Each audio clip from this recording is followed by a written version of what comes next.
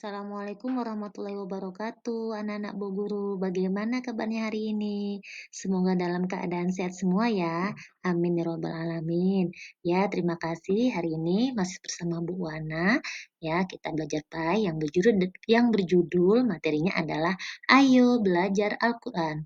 Untuk itu, kita lapaskan basmalah bersama-sama dulu ya. Bismillahirrahmanirrahim. Yuk kita lihat. Nah, tujuannya pembelajarannya bisa kita lihat dulu ya anak-anak. Pertama, membaca surah An-Nas dengan tartil. Kedua, menghafal surah An-Nas dengan lancar. Ketiga, menjelaskan pesan surah An-Nas. Keempat, mengenal huruf hijaiyah bersambung. Dan terakhir, mengetahui makhraj huruf atau tempat keluarnya huruf. Oke, itu tadi ya beberapa tujuan pembelajaran yang akan kita lakukan ya.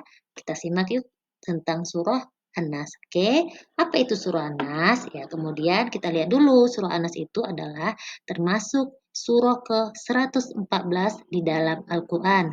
Terdiri dari 6 ayat ya. An-Nas artinya manusia dan diturunkan di kota Madaniyah. Artinya sesudah hijrah di Madinah. Itu dia surah An-Nas. Lanjut yuk kita kepada pesan surah An-Nas. Apa pesannya? Yaitu pertama, kita ini makhluk yang lemah. Kedua, butuh perlindungan dari Allah Subhanahu wa taala. Ketiga, surah ini mengajarkan agar kita selalu berlindung dari godaan setan dan percaya bahwa Allah Maha Pelindung. Itu dia pesan surah An-Nas ya. Ada beberapa poin ya anak-anak Bu Guru. Oke, lanjut. Ya, kita membaca surah An-Nas itu harus dengan tartil. Artinya apa? Perlahan dan benar.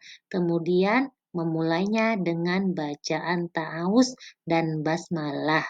Oke, itu dia cara kita untuk membaca surah An-Nas. Seperti ya anak-anak Bu Guru, insya Allah semuanya pasti bisa. Oke, selanjutnya kita akan masuk ke dalam mengenal huruf hijaiyah bersambung ya. Lihat ya, yaitu seperti puzzle ya, puzzle. Kemudian yang kedua, contohnya adalah bismi, terdiri dari ba, sin, dan mim. Itu dia kita mengenal huruf hijaiyah ya, kayak puzzle ya.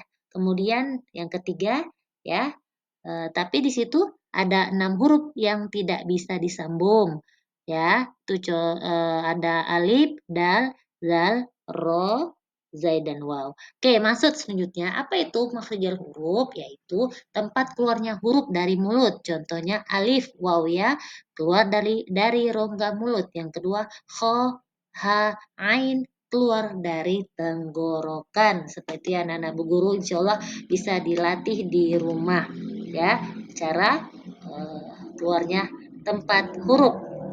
Oke.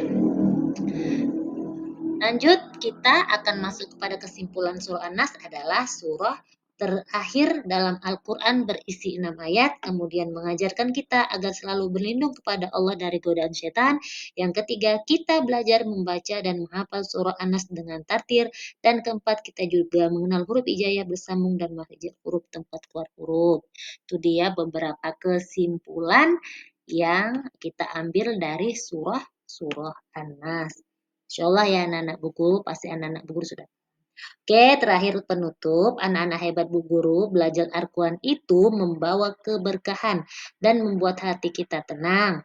Ayo kita biasakan membaca Al-Quran setiap hari. Dimulai dari surah-surah pendek terlebih dahulu, ya. Kemudian jadilah anak yang rajin, mengaji, jujur, dan selalu memohon perlindungan kepada Allah Subhanahu wa Ta'ala. Amin ya Robbal Alamin.